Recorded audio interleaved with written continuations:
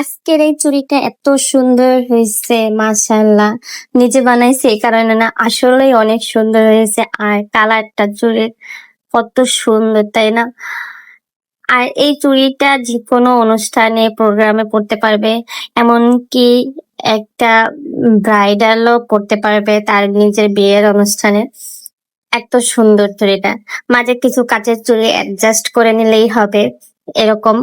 তো নিজে যখন চুড়ি বানাই তখন আসলে খুব ভালো লাগে।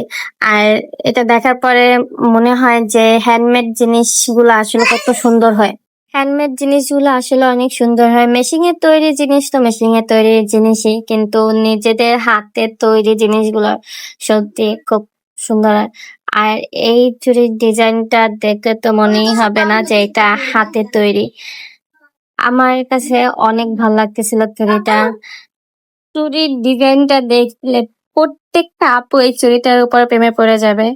আর মাঝের চুড়ির ডিজাইনটা শেষ, পাশের চুড়ি সাইডের দুইটা চিকন চুড়ির ডিজাইন করতেছি।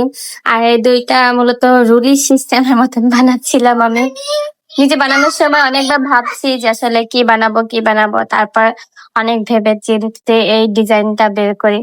মাশাআল্লাহ, ডিজাইনটা অনেক সুন্দর হয়েছে। আর এই তো হচ্ছে চুড়ির লাস্ট ফিনিশিং। কেমন হয়েছে সবাই কমেন্ট